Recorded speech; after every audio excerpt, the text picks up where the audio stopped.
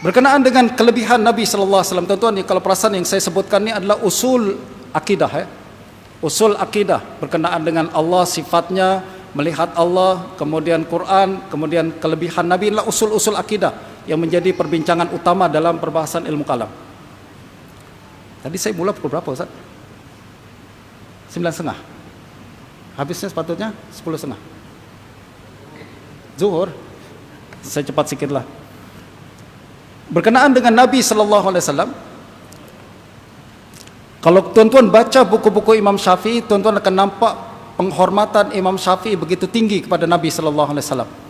Bahkan dalam Ar-Risalah beliau mengatakan, falam tumsi bina ni'matun zaharat wala batanat nilna biha hazzan fi dinin wa dunya au dufi'a biha anna makruhun fihima au fi wahidin minhuma illa wa Muhammadun sallallahu alaihi wasallam sababuha.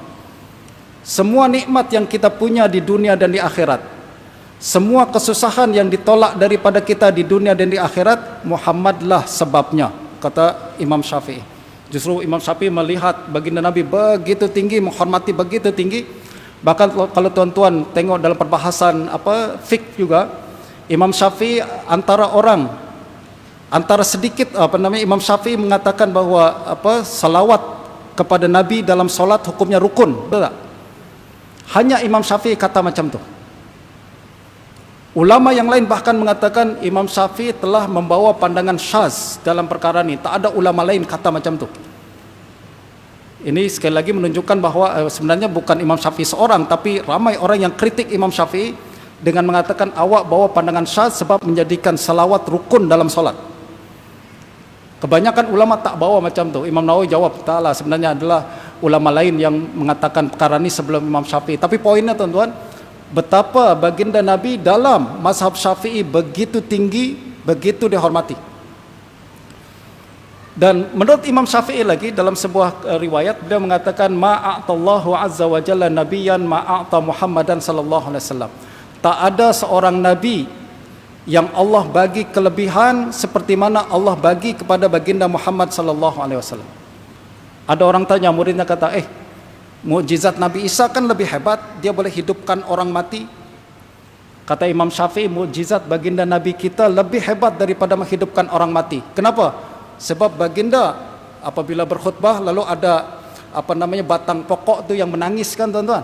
Itu lebih hebat daripada orang mati. Orang mati dulu pernah hidup, bangun semula, simple. Akan tapi batang pokok yang tak pernah hidup boleh menangis, itu lebih hebat daripada manusia tersebut, ya tak?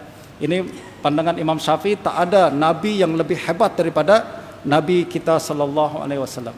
Tuan-tuan tengok pandangan Imam Abdul Hasan Al-Asy'ari, sama. Beliau katakan inna khairal anbiya wa afdalahum fi kulli naw' min khisalil fadl wa innahu khussa bima lam yukhassu bihi nabiyyun qablahum minal ayati wal karamat. Kata Imam Asy'ari, tak ada nabi yang diberi kelebihan seperti mana Allah membagi kepada kelebihan baginda Nabi sallallahu alaihi wasallam. Yang berikutnya khilafah, terakhir, tuan-tuan. Berbahasan berkenaan dengan khilafah. Siapa khalifah selepas baginda Nabi sallallahu alaihi wasallam? Imam Syafi'i mengatakan nabda'u bi Abi Bakar wa Umar wa Utsman wa Ali. Kata Imam Syafi'i, kita kena mulakan dengan Abu Bakar, lalu Umar, lalu Utsman, lalu Ali. Inilah susunan dia menurut Imam Syafi'i.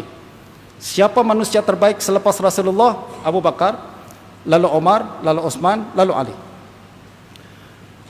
Asy'ari pun macam tu, tuan-tuan.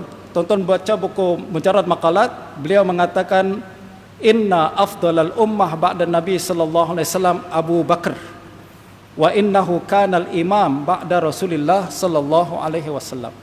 Beliau juga mengatakan wa afdaluhum ba'da Abi Bakrin Umar ibn Khattab radhiyallahu anhuma. Beliau lalu mengatakan inna afdalahum ba'da Umar Utsman radhiyallahu anhuma. Lalu beliau mengatakan inna afdalahum ba'da Utsman Ali radhiyallahu anhuma. Lalu beliau mengatakan wa kana yaqulu fi imamati haula'il khulafa'il arba'ah ala hadha tartib allati madha dzikruh. Beliau mengatakan dalam khilafah susunannya macam tu juga, Abu Bakar, Umar, Utsman, Ali. Sama tak pandangan Imam Syafi'i dengan Imam Al-Asy'ari?